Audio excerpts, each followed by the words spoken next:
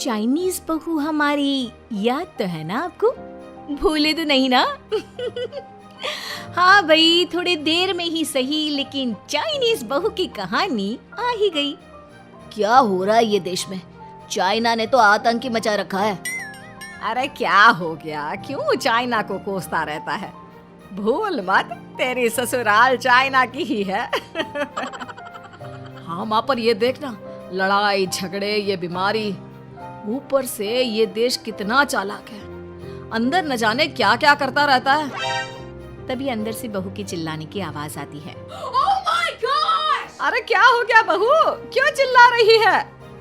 माँ जी, ये देखिए, ये रूस ने यूक्रेन की हालत क्या कर दी है।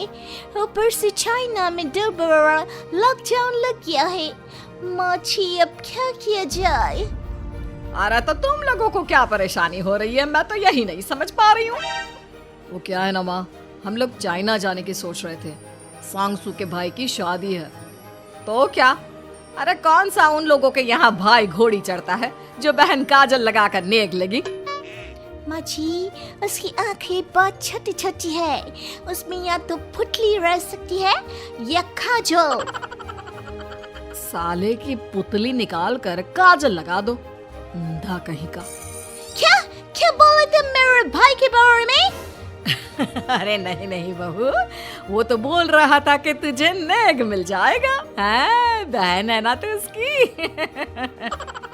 नहीं नहीं माँ जी, मैं सब समझती, ये मेरे भाई का मजाक बनाते रहते।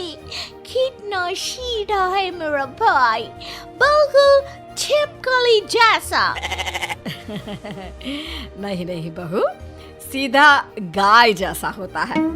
सही पकड़े हैं माँ जी। हाँ, तो मेरे भाई की शादी है, मैं चाइना जरूर जाऊंगी। तभी एक पड़ोसन आ जाती है। अरे नहीं नहीं बहू, तू कहीं ना जा, हम लोगों का मन कैसे लगेगा तेरे बिना। ले बहू, तेरे भाई के लिए ये शॉल रख ले, हमारी तरफ से गिफ्ट कर देना। अरे सब कितने अच्छे हैं, मेरी चाइनीज बहू को कितने प्यार से तुम लोगों ने एक्सेप्ट कर लिया। सच में बड़ी भाग्यशाली हूँ मैं। कैसी बात कर रही है? ये तो हम लोगों के देश की एक खूबसूरती है कि हर किसी को दिल से अपना लेते हैं, बस वो भी दिल से हमें अपना समझे। कैसी बात कर रही है आंटी जी? मेरे लिए आप सब सासू माँ जैसी ही हैं।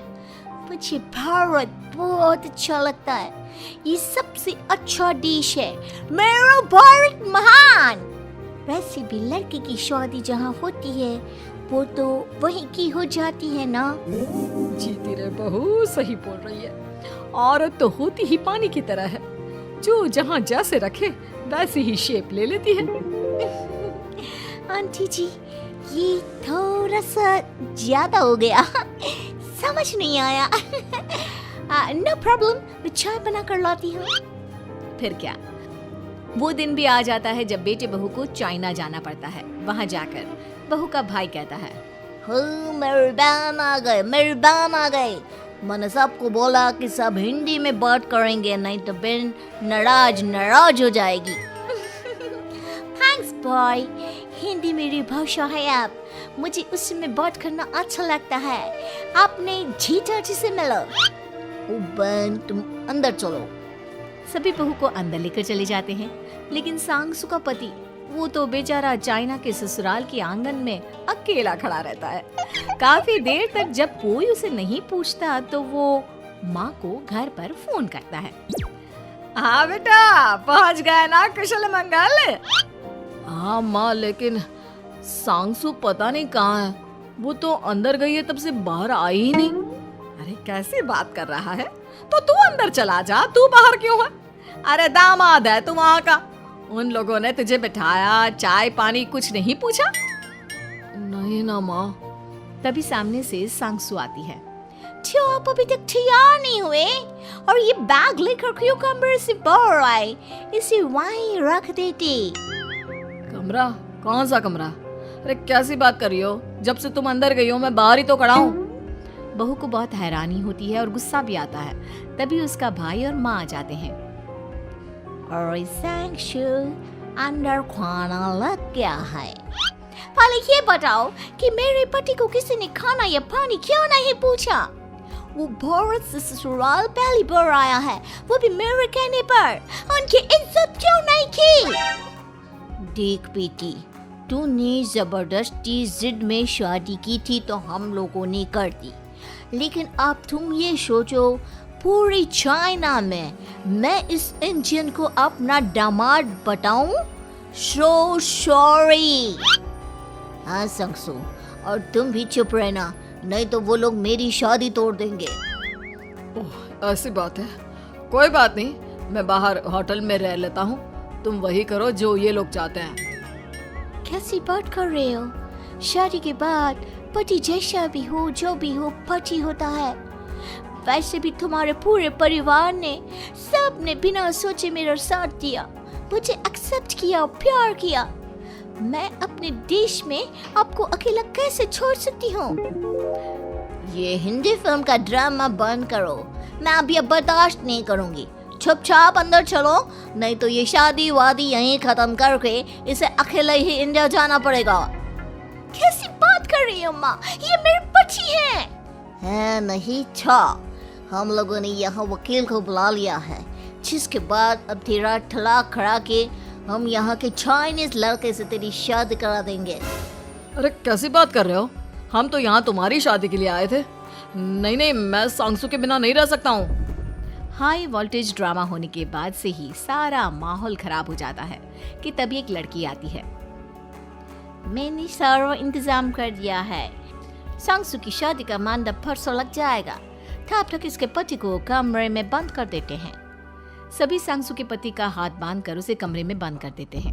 ये क्या कानूनी है? हम लोग मेरे पति के साथ ऐसा नहीं कर सकते हैं। मैं किसी से शादी नहीं करूंगी, ये साफ बात है। पहले मैं अपनी शादी करूं, फिर तेरी भी शादी करवा दूंगा। सब कुछ तय हो जाता है, भाई की शादी हो जाती है। फिर वो दिन भी आ जाता है जब सांगसू की शादी वो लोग जबरदस्ती करने के लिए उसे मंडप पर ले जाते हैं।